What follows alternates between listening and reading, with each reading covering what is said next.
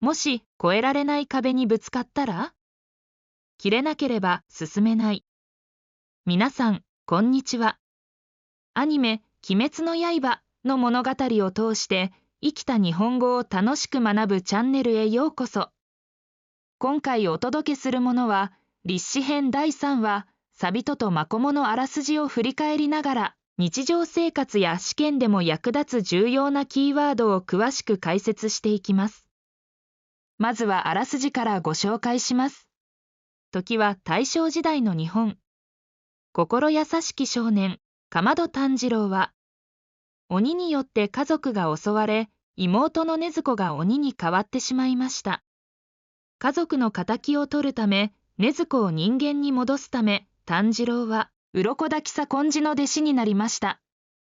鬼を倒す組織、鬼殺隊の剣士になるには、厳しい修行を受け、最終選別に合格しなければなりません。鱗滝の修行は、体を鍛えることから始まり、刀の使い方や呼吸法などを学ぶものでした。1年後、鱗滝は炭治郎に、もう教えることはないと言い、この岩を切ることができたら、最終選別へ進むことを許すと、大きな岩を見せます。それから半年間、炭治郎は一人で修行を続けますが、岩を切ることができず、何度も壁にぶつかります。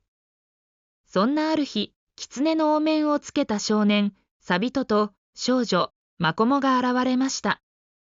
サビトは木刀で炭治郎と戦い、マコモは炭治郎の悪い癖を指摘しながら、正しい動きを体で覚えさせていきます。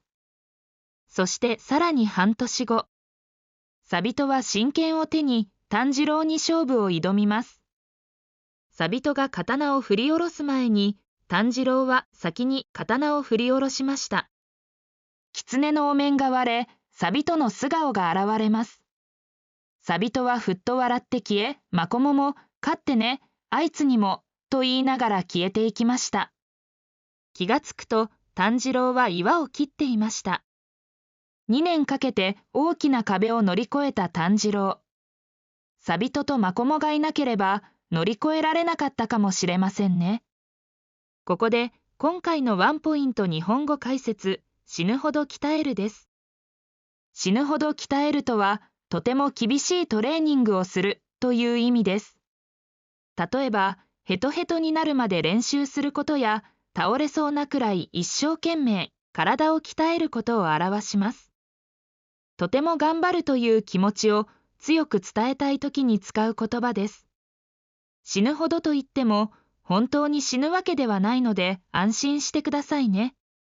あらすじでは紹介していませんが、炭治郎が修行し始めてから半年後に、禰豆子が眠りについたまま目覚めないことが起きました。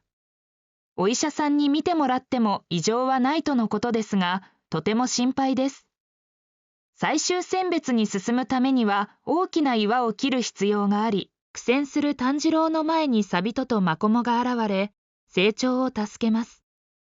2年の修行の末、炭治郎はついに岩を切ることに成功し、大きな壁を乗り越えました。皆さんは死ぬほど頑張ったと言える経験はありますか？ぜひ、この話のご感想やご意見などをコメント欄にて書き込んでください。未成年の方がコメントを書き込む際は、保護者の許可をもらってください。日本語学習者からのコメントも大歓迎です。事前にコメントをチェックしますのでご了承ください。テレビアニメ、鬼滅の刃は、テレビの他に、Netflix、Amazon プライムビデオ、アメーバ TV などといった各種配信プラットフォームでも配信しています。最後までご視聴いただきありがとうございました。このチャンネルは、毎週日曜日正午に動画を更新しています。鬼滅の刃のテレビ、アニメを通して物語と日本語を深掘りしていきます。復習や学習の習慣として、ぜひチャンネル登録をしてお待ちください。それではまた次の動画でお会いしましょう。本編終了後のこそこそ話始まるのだ。振り返り解説動画の最後はテレビなどでは教えられない鬼滅の刃の世界をご紹介します。今回のテーマはこちら。君も炭治郎になれる場所。炭治郎が切った大きな岩って実際にもあるの？そっくりと言われている岩の一つ目は奈良県にある天の岩立神社の一等石。伝説では剣の達人が人たちで切ったと言われているの。